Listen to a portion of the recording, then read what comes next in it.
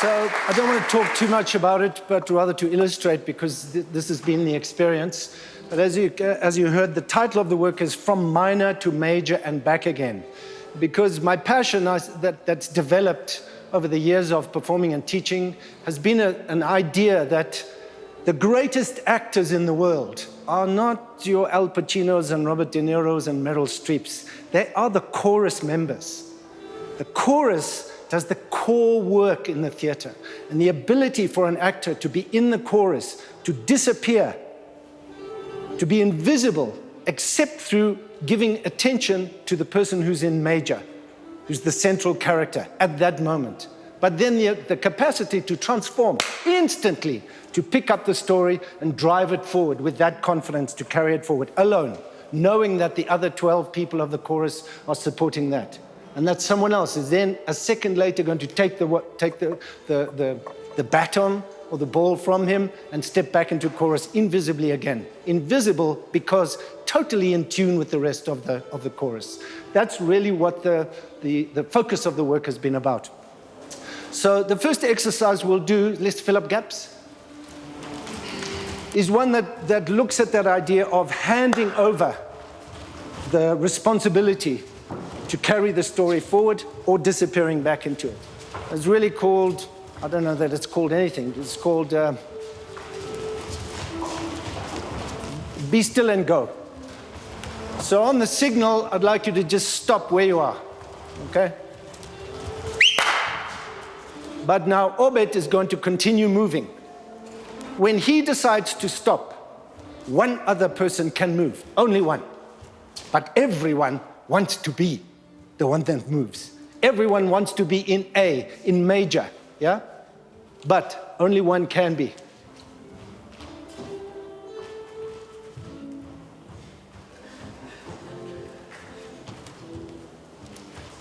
Tick.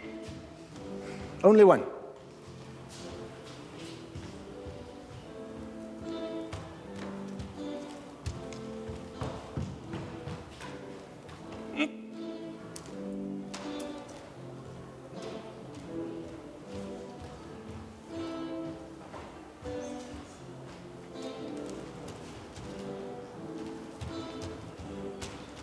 Good, rest. So you see the moment of negotiation, yes? Everyone wants to be. But the impulse for that chorus actor is, if someone else is moving at the same time, my first response is to give it to them, yeah? You want to go? You go. Not, it's me, it's still me, yeah?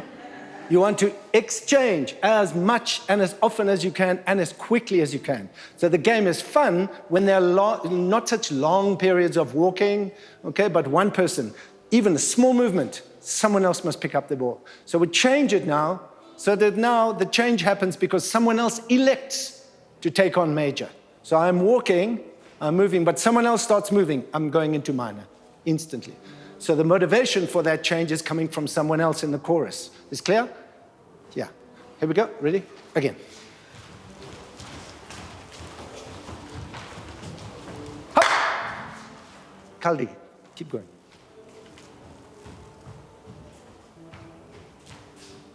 Someone pick him up.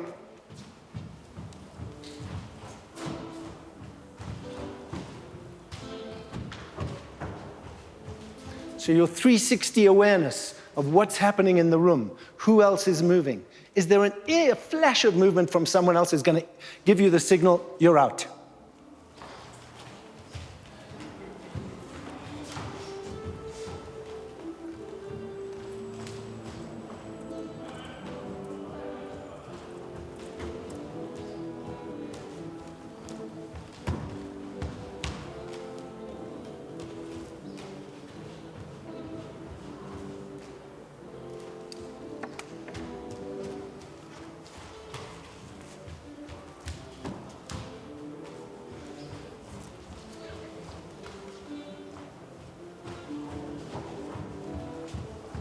Good, rest. So now, same exercise, but this time, one still, everyone moving. So now on the movement, The same sense of awareness needs to be maintained. Your sense of where everybody is, you can't just stand still and say, who's moving? Now, in movement, you've got to be perceptive. Who's gone still? And I know if someone is still behind me, someone else will pick it up. I can't see it, but it's okay. Someone else will pick up the responsibility. Let's move.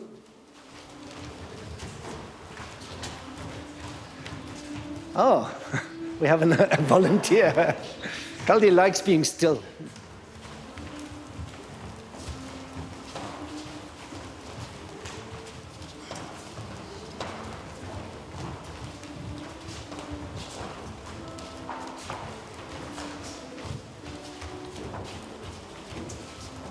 Only one, only one.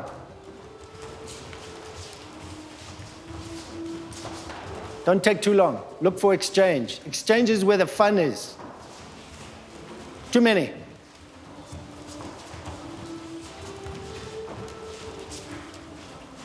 Too many. 2 people. Good, rest. So there's not enough negotiation. There's not enough urgency in taking over major, yeah? So I want you to try it again.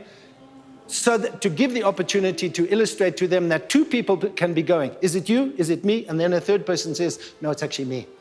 No? Again. You want to be that one who's still.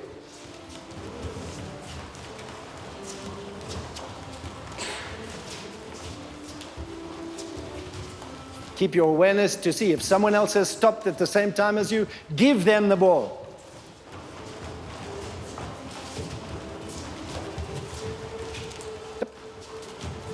And if they can't see you, they can't negotiate with you. So you just keep going.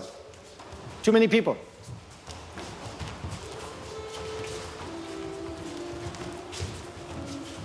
Good. Rest. Very nice. Yay! Good job. Good. So another illustration of the way in which the chorus relates to the central character, how the group of minor relate to the person who's carrying major. Is an exercise developed by Jacques Lecoq, which I would like to steal, if you like. What I would very much enjoy is to have a volunteer from the audience to contribute. Come.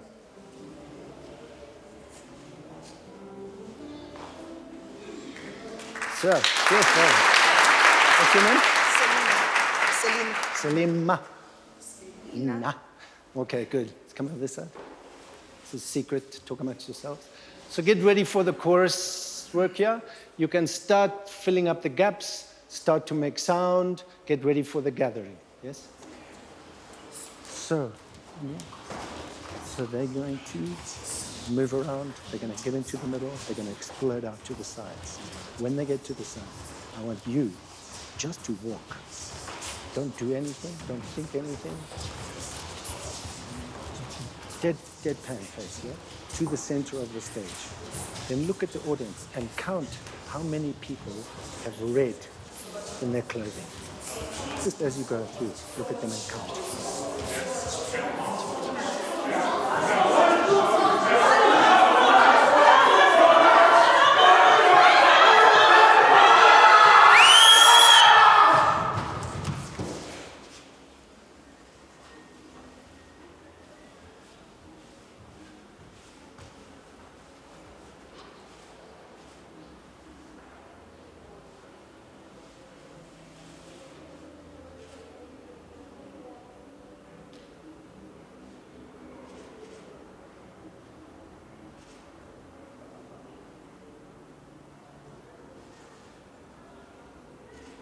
And rest. Ladies and gentlemen, Lady Macbeth. So, what was your instruction from me, Celine? Your instruction was to look at the audience, come straight here with a dead face, look at the audience, count the people wearing red. Count the people with red in their clothes. So the chorus, you can say, thank you, Selena. But the role of the Greek chorus is to do all the work for that guy playing, for the person playing Lady Macbeth or Oedipus, whoever it is. They've filled the stage with physical energy, with emotional energy, with sound energy, with information about what happened, what's happened in the play up to now, what a problem Lady Macbeth is happening. So the audience knows all of that. It's boiling in their heads and in their hearts. She can come out here and do nothing. If she comes out here and goes acting, and the audience is going, But the chorus have done the work. Everyone looks at her and goes, oh, she's amazing. How does she do that? So complex and so simple. She didn't do anything. She didn't have to, because who did the work? These guys! Yeah!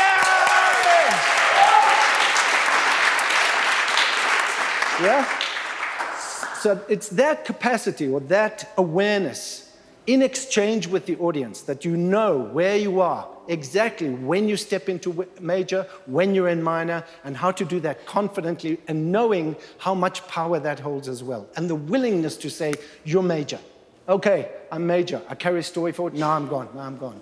Ego is out of the room. Nah?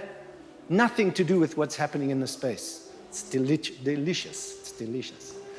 So what we began to devise through the course of 3 days, very short time, is a series of short physical narratives which would use the principle of major and minor in order to communicate to the audience.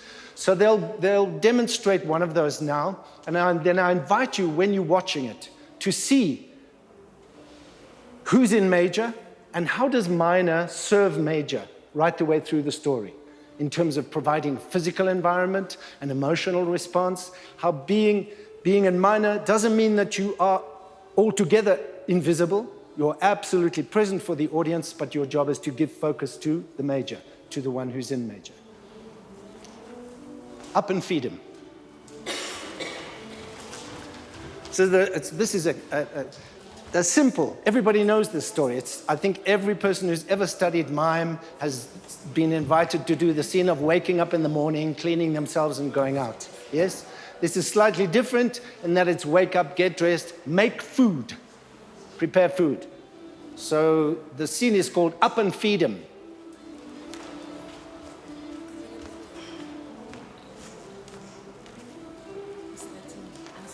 You too. And you take it.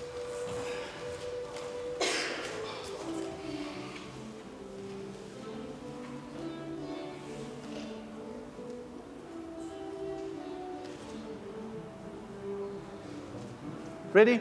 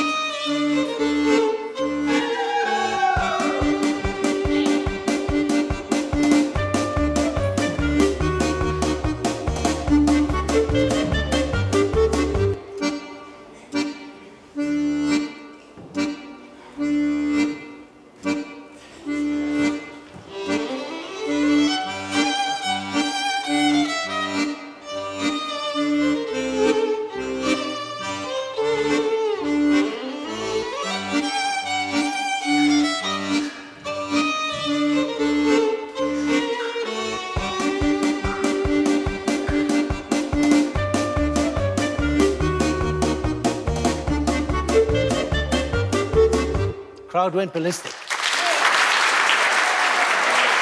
Good, good. Great. So the next exercise, I'm going to ask them as a group to tell the story before your very eyes. And the story is about a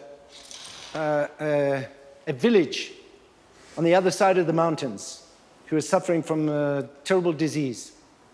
And there's one woman who has the medicine to save the village, her village. She needs to make a journey over mountains, over different contours, in order to find her way to save the people of the village. The journey starts here and ends there. Yeah?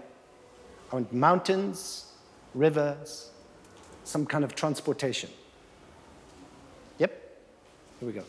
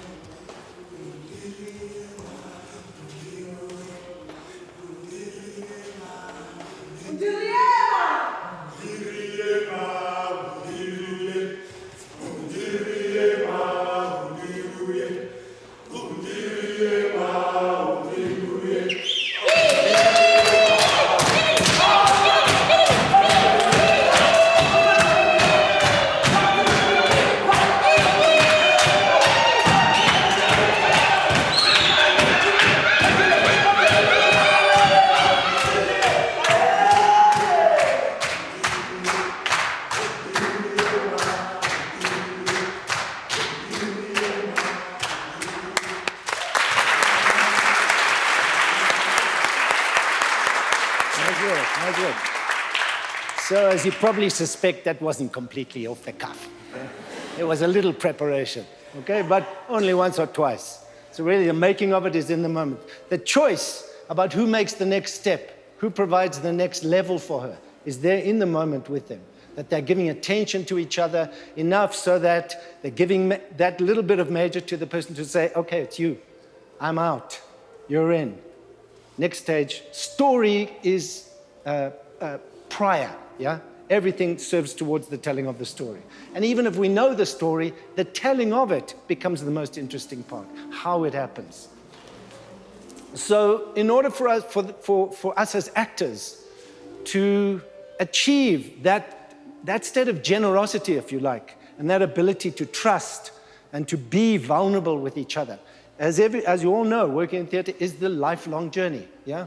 You want to find that journey towards being ego-free, completely vulnerable with your partner, open with the audience as well, but crafting energy, crafting work that stimulates the audience. So one of the exercises to find that vulnerability is a blind walk, which I'm sure that you've done before, but to watch people do it is also a very nice exercise. So in pairs.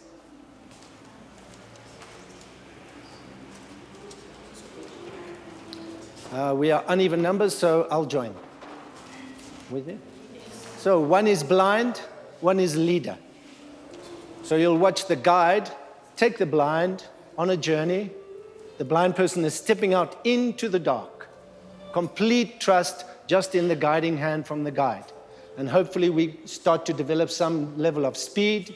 We start to develop some level of exchange, giving over. We start to develop some level of guiding person. Okay, close your eyes. Guiding the person, letting them go. She's walking in the dark. As you get her back again, yes? So more and more this feeling of being able to trust the guide. And then, once it's turned around, to be the guide, to carry those two roles, both of which carry as much responsibility and vulnerability as the other. Yeah? We play.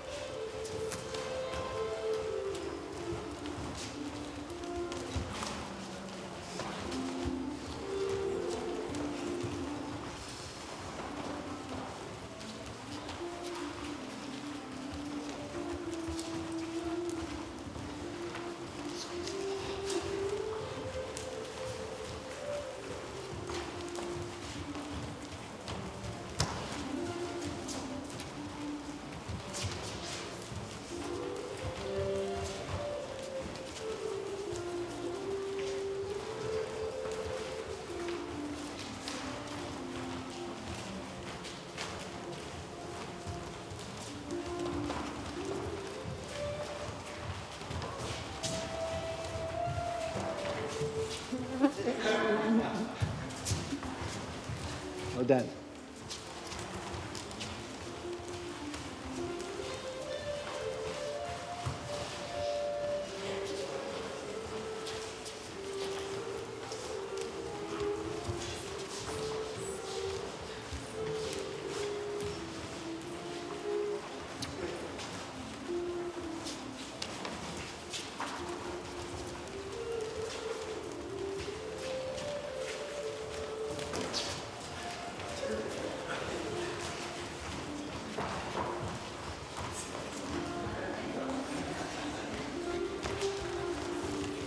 Okay, and slow. And rest. Good, very nice.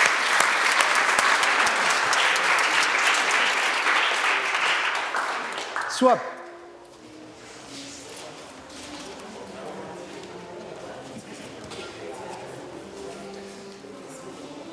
Ready? Go.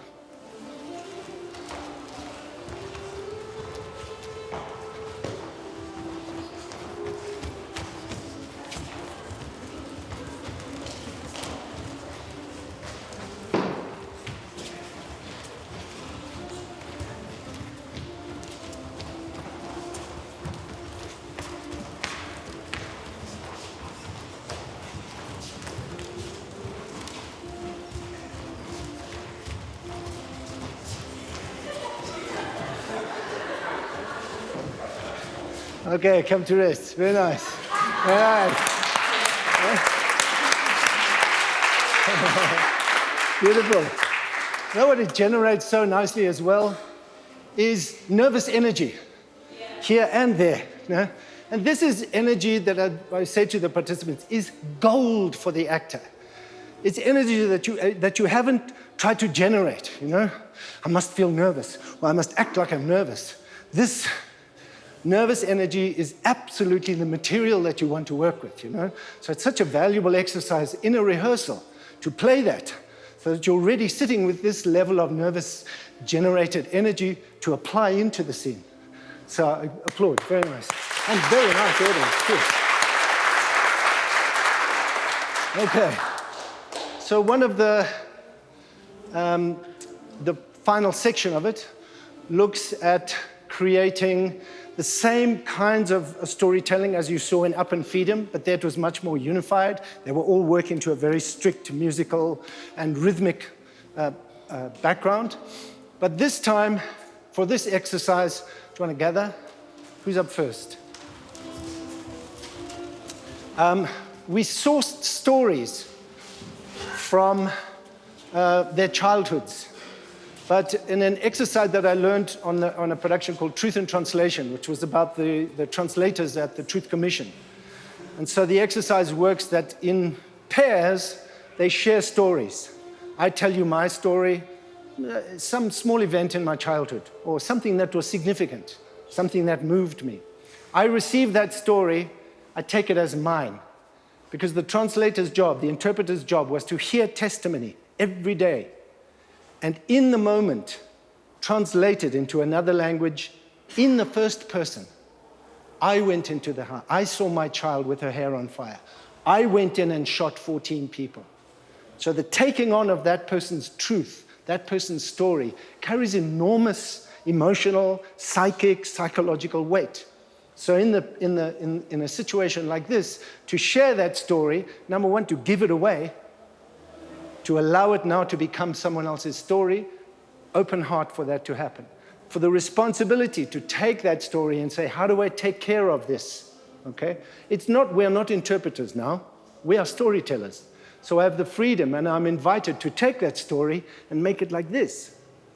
Make it like this, because that's going to be a more interesting story told with the other people that I've got. So in the pairs, I've got a new story from my partner. I then get into groups of 3.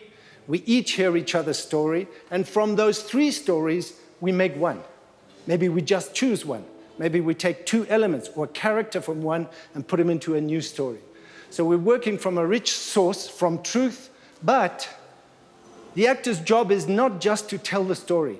The actor's job is to craft, to work with performance material and to craft it into a form which can be repeated every night, beautifully, accurately, but each night situated in the imagination of the audience, each audience member differently. And in a way, mime illustrates that so clearly in that I can do this, and okay, for the first second they're going, there's a wall. But each person sees their own wall. Each person imagines their own world in which that wall happens. So too here, for this story, each element of the story stimulates in the audience's imagination, as a group, yes, but also individually, their own story of what? And it resonates with their own memories, their own experiences, their own lives. So each individual story becomes profound and real for each of those people. We drive towards that, yeah? So these have been structured in the last 2-3 days, yeah? Generated, worked on, crafted into the form that they have now, and now know they share them with you with open hearts.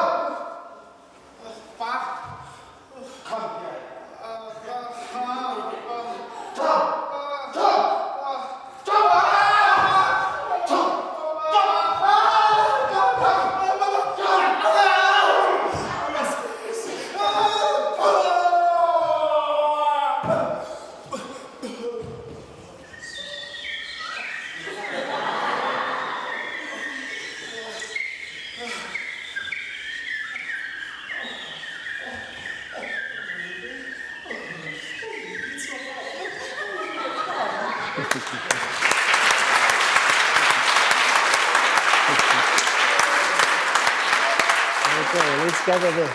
Let's gather there. Good. Ladies and gentlemen, the participants of the minor to major and back again. Thank you.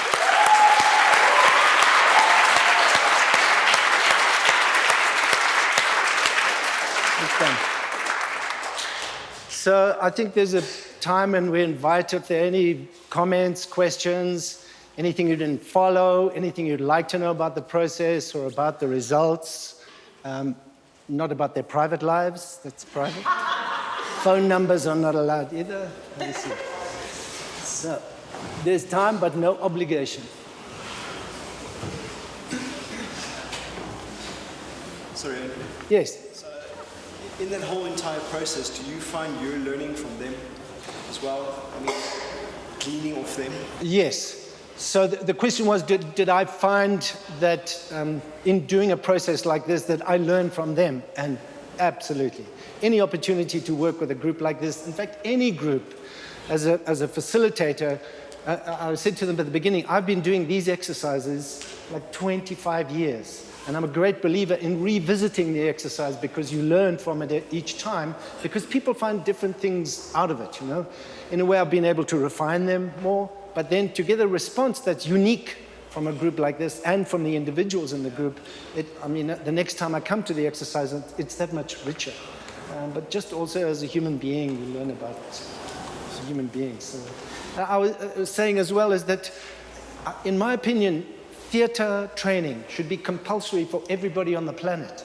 Yeah. Because whether or not you want to be in the theater or in performing arts, whatever, this is about learning how to be a human being, what it takes to be a human being with other human beings. When you're in a group of 3 and you have to say, we have to tell a story. Here's my offer. And someone goes, that's beautiful, but here's this. And your willingness to go, here, give. We'll take that idea. The freedom to be able to collaborate like that is a human skill, which we have, but which is clouded with fear and with socialization and those kind of things. So often the work is to strip away the rubbish to get to who we can be as human beings. And that, you know, an experience like that with a group like this, who is so committed to the work and to the craft, it's a joy. It's a joy. Andrew, my question's around the role of music within this. So yes. When you're devising in the process, and let's say you start without a piece of music. Yes. Then you add music to it, maybe like you did in the first exercise that you did. How does music play that role in either changing or morphing the craft that you've already created versus inspiring the craft in the first place? Yes, so it can work, as you say, either way. And often for me, it's like a cyclical thing. So you might start off with a piece of music, the physical action starts to emerge based on that music or in response to it. If you lose the music, it might turn into another piece of music.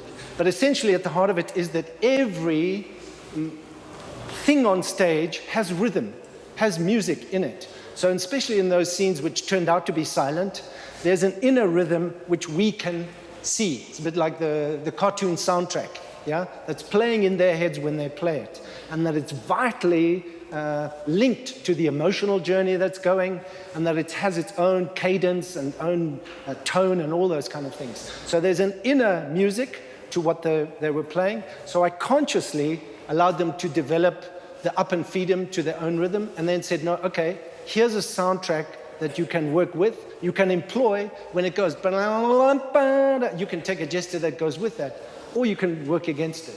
But you acknowledge the music is absolutely part of what's going on with the physicality. And to encourage when you do come into silent to say, what's the inner music of this? What can I hear when I'm doing that gesture? This striking the light for the joint. Yeah. There's music there. Visual music, which the audience, each one hears their own tune. Is that kind of feel?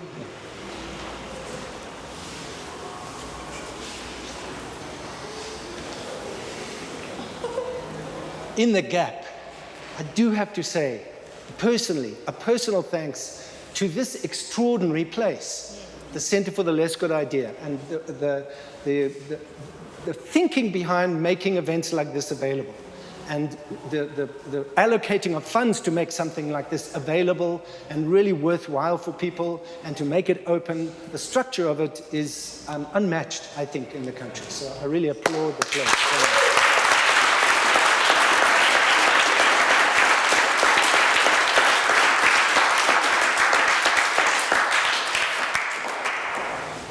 We good? One more? Yes. Okay, for me it's not a question, but more of a comment. From observing since the beginning until this moment, I've learned a lot.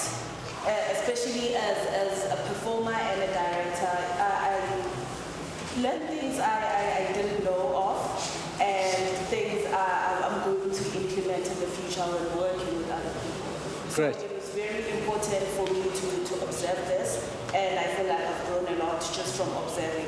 Thank so you. I can imagine the experience for the participants, it was more amazing, I guess. Yes? Yes.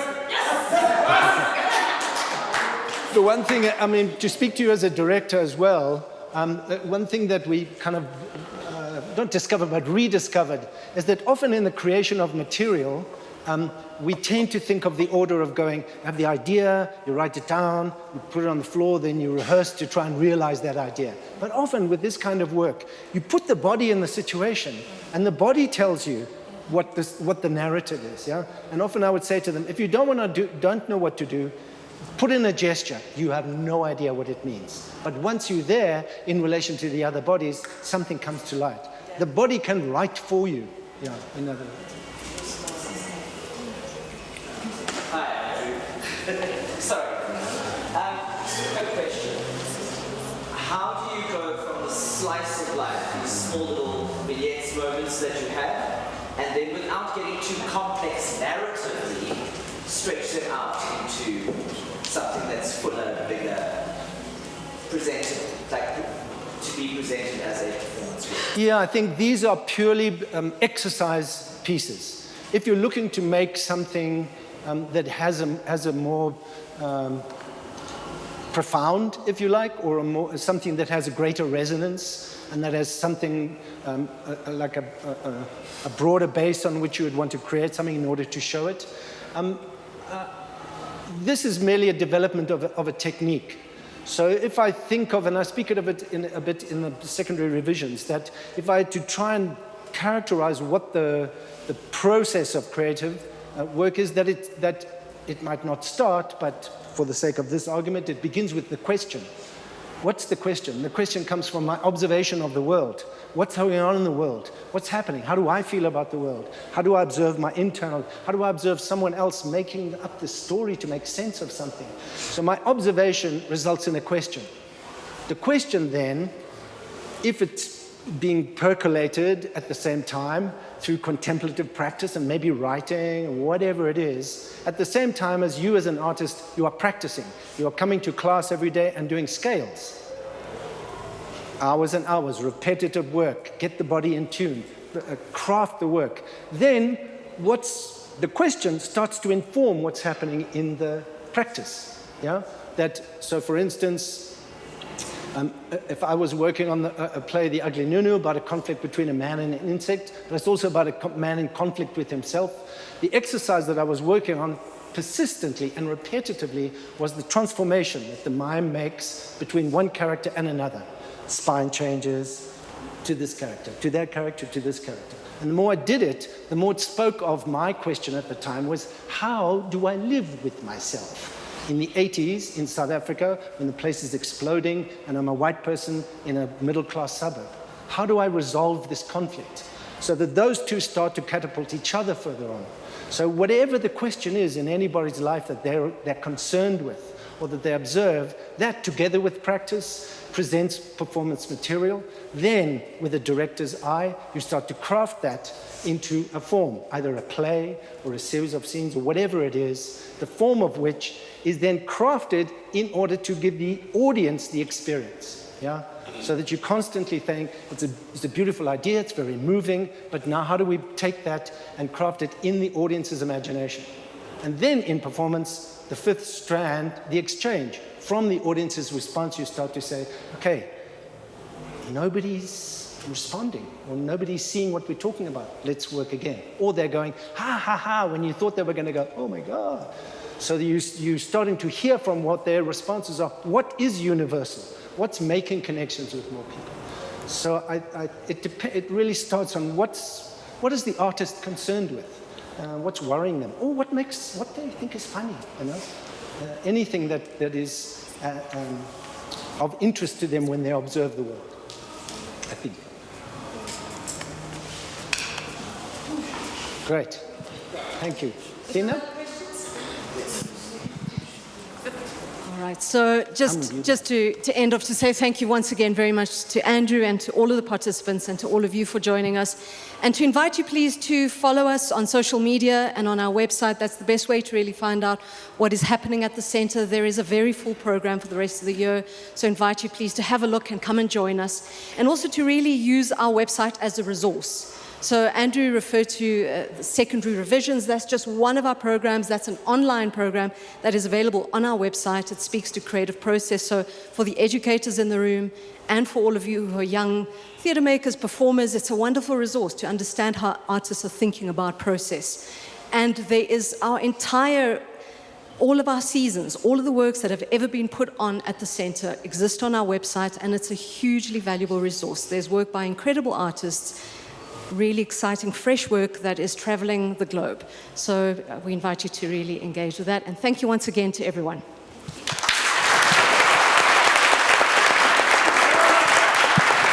Let's sing them out. Let's sing them out. We're going to sing you out. No, singing. 1, 2, 3. 1, 2, 3. 1, 2, 3. 1, 2, 3. 4, 3, 2, 1. 4, 3. All together. Undiri ema, undiguye. Undiri, undiri, undiri, undiri ema. Undiri ema, undiguye. Undiri ema, undiguye. Undiri ema, undiguye. Undiri ema, undiguye. Undiri ema.